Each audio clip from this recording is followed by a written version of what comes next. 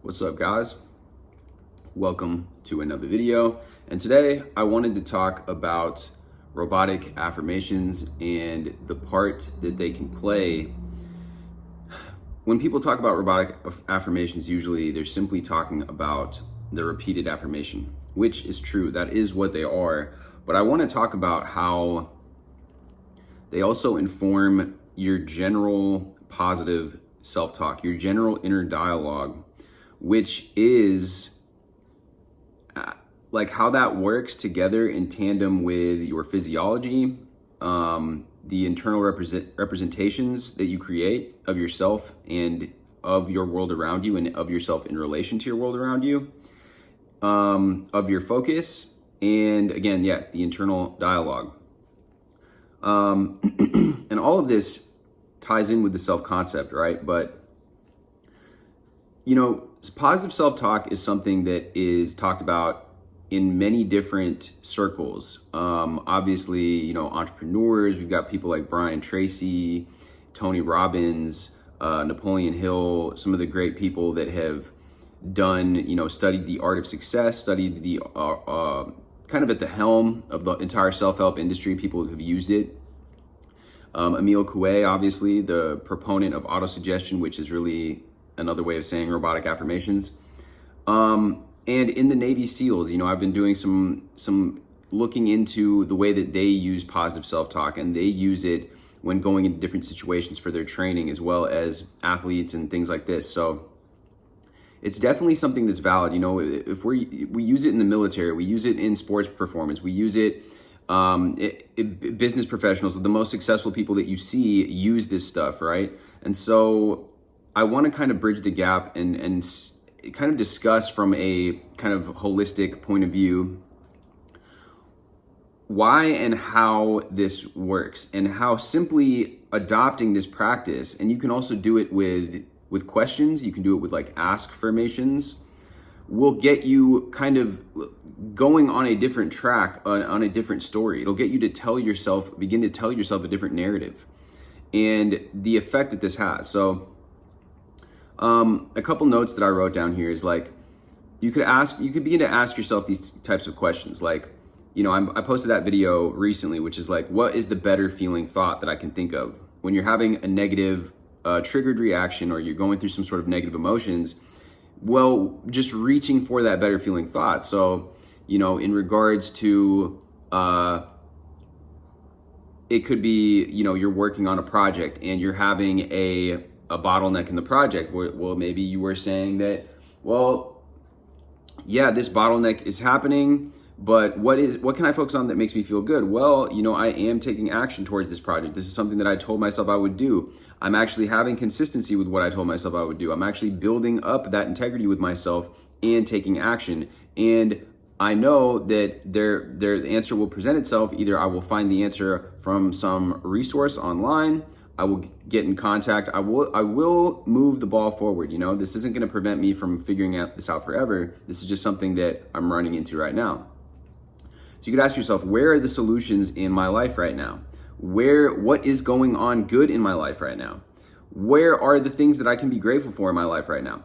Where are the things that I haven't thought about that if I could understand them would change everything? And that's a big one right there, right? That'll get your brain to start thinking in all kinds of different ways that it might not be used to thinking. It will, if you start asking yourself the right questions, you start to begin to receive answers that you've never gotten before. Because if you're asking the wrong questions, like, why do I suck so much? Why isn't this ever working? Why can't I ever do this right? Well, the brain is going to go out, and now your RAS, reticular activation system, is focusing and bringing into your awareness more evidence of and proof for why you suck, why you can't do it, right? You start to ask yourself, why is it that I am, or in what ways am I allowing myself to understand this better? In what ways am I understanding this more than I had before? Now you're actually going to be focusing on, your brain is going to be searching through your environment, through your experience, through what you're doing to find you those answers, to bring you back, I am doing this thing better, even though I haven't gotten the result that I'm looking for. At least I did improve this aspect, right? And so this is how we begin to direct this internal dialogue and direct that narrative. So statements such as I can learn to feel better, I can change the way that I see things and feel things, and I can do things differently. That is allowing you to embrace this ability that you have to change, that you are dynamic, that you are a dynamic person. You're not a fixed identity. You don't have a fixed mindset, that you have this ability for growth and you have a growth mindset. So instead of this not working, I'm learning to find new ways of doing things. I'm learning some new resources. When it comes to this, I'm going to find some ways to do this that work for me. So for example, instead of, this dating thing's not working and I suck at this and I can't do this, I'm learning some new ways of doing this that work for me. I'm learning and I'm gathering more and more resources that actually are coming to my aid, or I'm learning new ways of communicating. I'm learning new ways that I can actually communicate and build a effective communication with somebody and build investment into the relationship rather than me over investing. For example, internal dialogue translates our states, emotions, meanings into part of our worldview. And so as you can see, like the questions that you're asking before that are very unhelpful, that is translating into our worldview. That is translating into our self-concept as well. And so I wanted to make this point here that your self-concept, this worldview, which is part and parcel with your self-concept, the beliefs that you have about yourself and the beliefs that you have about yourself in relation to the world around you, is impacted by your physiology. And again, so by engaging in this, and that's another thing that they do in self-help, and there's been many studies on this, right? You can do like a power pose, what they call it, with your hands on your hips, right? You can stand tall, you can enact good posture, you can begin to breathe more deeply, and all of these different things are going to make you start feeling better, start feeling more confident. If you begin to see yourself as a strong, capable person, and you have that representation in your mind's eye, then you're going to be. But that's why these robotic affirmations or this positive self-talk is so helpful, because if you say, in what ways am I becoming stronger? In what ways am I becoming more competent? In what ways am I becoming more confident? Now you're starting to inform that mental image that you construct of yourself in your mind's eye, and now you're beginning to see yourself as being strong. You're beginning to see yourself as being an effective communicator in these different situations that you walk into. You're beginning to see yourself having like that pep in your step, that excitement towards life. Say that you've been in a depressed state, there's a lot of stagnant energy going around. Well, now you start shifting the dialogue, shifting that narrative, and now your internal representations of yourself are changing. So that leads, so the physiology, the internal representations, and now your focus as well becomes off of what are the reasons that I suck at this, to what are the reasons that I'm getting better at this? Where is it that I actually am improving in this? Where is it that I actually am able to change? Where is it that I have seen that I've made changes, right? And so again, all these things are tied together, and that's why going at this as kind of like the low hanging fruit, like the one thing that you can do, whether it's a blanket affirmation that's like, oh, I'm just great at manifesting things. I'm just a capable person at whatever I do. I always pick up things really quickly. I'm a fast learner, right? And you begin to shift that. Now it's going to start to apply to everything. Everywhere I go, everyone loves me, right?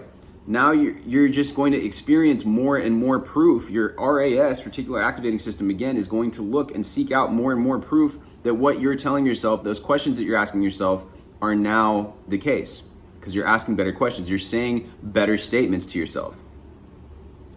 So pay attention to how you're speaking to yourself, to moving with more effectiveness, more worthiness, that positive body language, seeing yourself as being more strong, resilient, focused, focusing on that which you want to embody.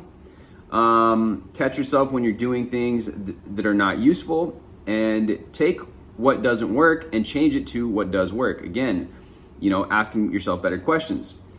Make it a sexy way of seeing yourself, a playful way, a more funny way, and reframe it in a way where you have some joy, and you're using all of these tools to leave behind that painful way that you were doing things in the past, and that painful story, and create alternative versions of your reality. And that's what we're doing when we do this. and so instead of the story based on what was, now you have these positive dialogues and feelings, so that you can turn what once was negativity into positive narratives, ways of tending to yourself and transforming your life.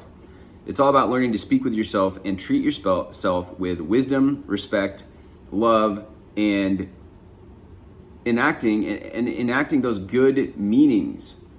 Building a positive feeling-based relationship with yourself and the things in your life. If you can do this effectively, your life will change. You will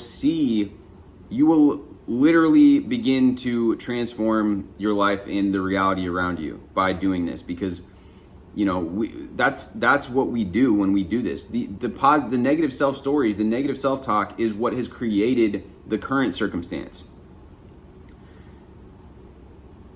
Another thing that we can do at the end of this is just the awareness, and we talked about this before, but the consciousness. Immerse yourself in being aware of the awareness, being a friend to your awareness and how you operate, because the aware, like pulling your awareness out, and I've said this before about, you have this awareness, right? You're seeing through your physical 3D avatar character, this human body that you are in. You can pull the awareness out. And, Vadim Zeland in Tufti the Priestess talks about this, referring to it as the plate. There's kind of like this, if you can get the physical sensation, you don't need to get the physical sensation, but just even in a meditative state, the way that I like to think about it is that I'm seeing myself in third person, like on a video game. And now I'm aware of my awareness, right? I'm aware of my character, like controlling the character on the screen. That's one helpful kind of tool in the toolkit that you can use if that resonates with you. If not, simply just the awareness of your thoughts passing you by, being aware of them rather than immediately reacting to them, immediately having this kind of just reactive reaction, for lack of better words. This is how you kind of shift all of these different things.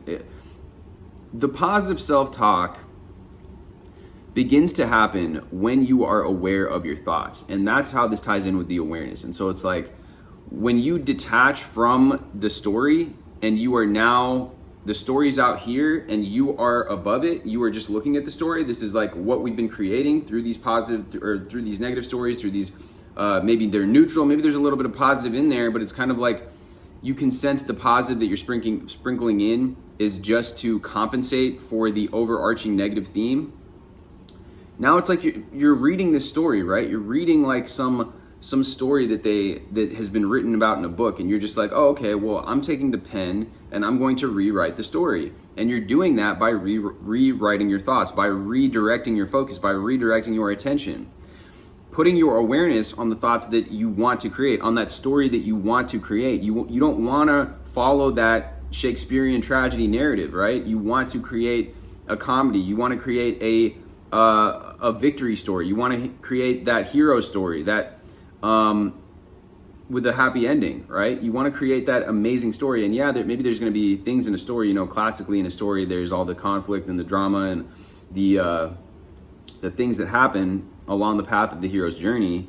So there might be things you run into, but the overarching narrative that you're creating, you're thinking about why you're able to do this, why you're getting better, why you are improving, how you're able to improve at a faster rate than ever before. You are, looking for signs of that improvement. Your awareness, your RAS is dialed in onto all the reasons why it is possible for you, all the reasons why you are strong. Again, all those different things. I have real quick, I'm gonna get you guys this